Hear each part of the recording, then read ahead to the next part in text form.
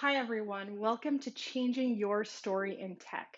How can you go from a place in your career on your team where you're feeling stuck, burnt out, where you're feeling like how it is now is how it will be forever, to a place in your career where you feel successful, inspired to do your best work, empowered? What are the opportunities you have to change your story in tech? My name is Christine. I'm a software engineer turned engineering manager. I'm really passionate about improving teams and companies to help people succeed in the workplace. And in 2020, with this mission in mind, I founded Changing the Story. The goal of Changing the Story is to empower women to thrive in their first 5 years through equipping women with the skills they need to create change in the workplace, but also, most importantly, helping teams and managers change the environments of tech so that people can succeed. Part of my inspiration for changing my story in tech came from my first 3 years in tech. During that time, I was one of the only women on the team. I was often the youngest person on the team, and I felt very stuck. There were a lot of people who had so much more experience than me that I could look up to and learn from technically, but I felt like I would never become them. There were a lot of microaggressions and harassment that I experienced. And there was also just the general culture of programmerness where I felt like I just wasn't fitting in and like I wouldn't really ever belong. And because I wasn't making progress similar to where they were in their career 10 years in, I felt like I was making no progress at all. And this was really frustrating. I felt like I either needed to change myself into someone who didn't mind culture issues in the workplace, someone who fit into programmer culture, or I felt like I needed to leave. There were times where I felt like those were my only two options. Everything changed for me in 2017 when I found my community.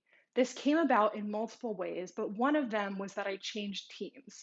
And on that team, I found support, I found trust, I found psychological safety, and I found an amazing manager who really brought out the best in me and helped me to succeed.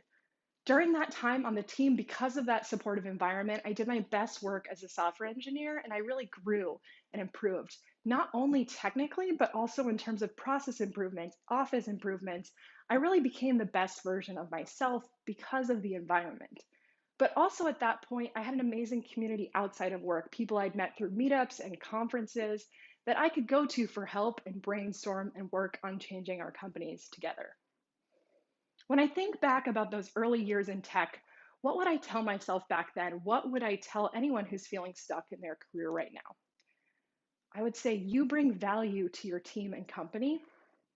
You have a choice. You have so many choices. Tech is a really big and wider place than we often give it credit for. And you can create change. Even when you feel powerless, when those around you have so much power, you have the power to create change. So let's dive into each of those. You bring value. Your team is lucky to have you. One of the biggest things that gets in the way of feeling this value is imposter syndrome. A few years ago, I interviewed someone about her experience with imposter syndrome. My first couple of months, I was dealing with a lot of imposter syndrome. I would cry in the bathroom, convinced I would get fired.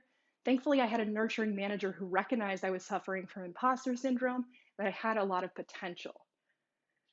What I find so relatable about this story is that I think most of us have probably had a low point like this, whether it's literally in a workplace bathroom or whether it's elsewhere. But we've had this moment of feeling so alone, so hopeless, so bad at our job. And yet it is almost universal that everyone has had this experience. And I think that speaks a lot to imposter syndrome. It's something we go through on our own, but it is quite universal. It is only through speaking up and getting help that things can really change. If you're feeling stuck in that place of lacking value or you feel like you don't have value, here's my advice. Find role models at a similar role or level. When I was on a team with people with way more experience than me, if I was only looking up to them, then no wonder I felt like I wasn't making a lot of progress. But getting to know other interns, other new hires, whether at your company or maybe getting to know people outside of your company, have some people you can discuss your struggles with really openly, where you can share learnings, celebrate wins, who are at a similar level as you. This can make a really big difference. Also, track progress against objective milestones. Don't just wait until you get this large promotion.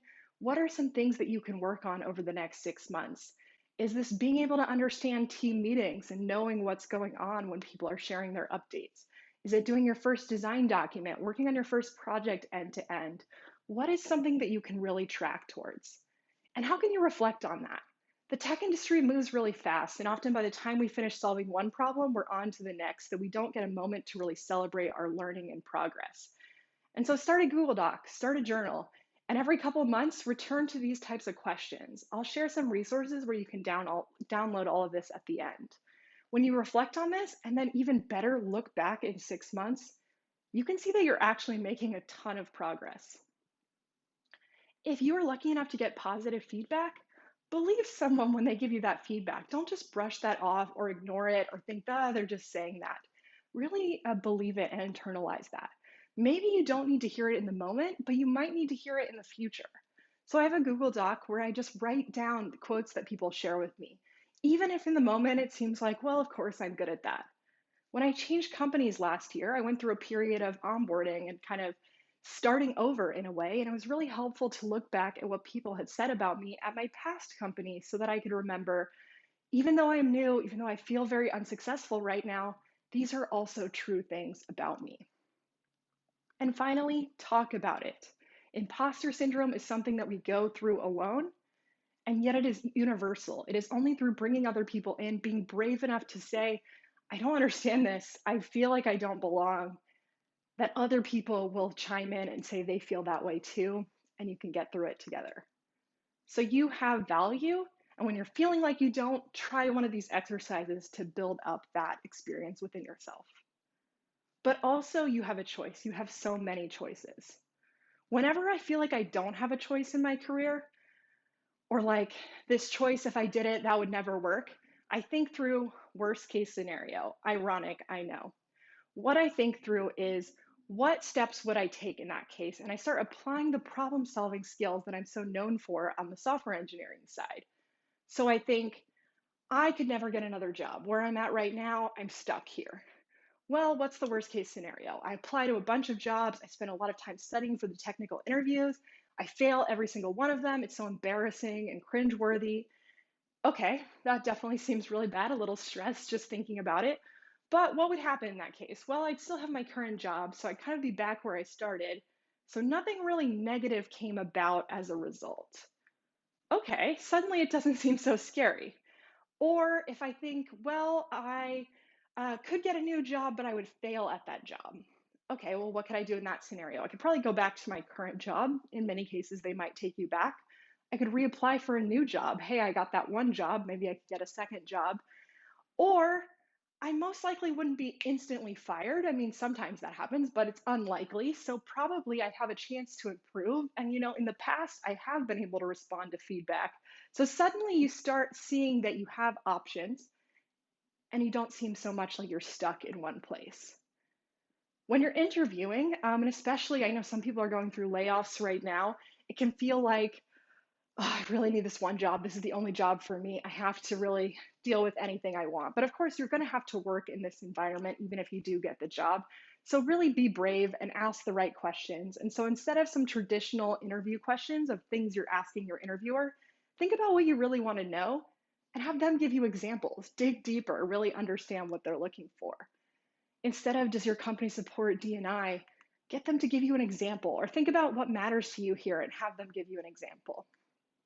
I really care about work life balance, but who's going to say no to this? Like, very few companies. But instead, maybe have them give an example, and this can help you understand how they address it or how common it really is. And if you're ever feeling stuck in like a larger way in your career, like you worked so hard to get to this position, and now what can you possibly do? I highly recommend a creative brainstorming exercise like discussed in Designing Your Life, where you can really brainstorm what are some other options in your career. There are so many tech roles, many of which you are probably qualified for or could get with only a little bit more studying. There are so many roles in and outside of tech, and so don't limit yourself. And whenever you feel like you don't have a choice, return to one of these exercises and remind yourself that tech is a very large place. And finally, you can create change. You are the one you've been waiting for. As is said at the end of Frozen 2, one of my favorite movies, like you are the hero in your own story. You are the one you've been waiting for, even early in your career. One of the main things you might want to change in the workplace is your manager. Maybe you don't initially click with them, feels like they're not on your side, you don't really have a great working relationship. Start small. So instead of coming to them with like 12 problems, pick one, maybe a small one of something that they can help you work through. Work through it together, kind of go through the whole process, and then come back with the next thing.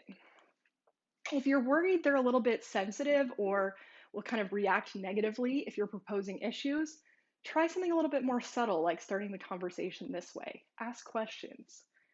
If you're learning something at this conference or at other events where you feel like, wow, my manager or another leader really needs to hear this, send those resources, send those articles.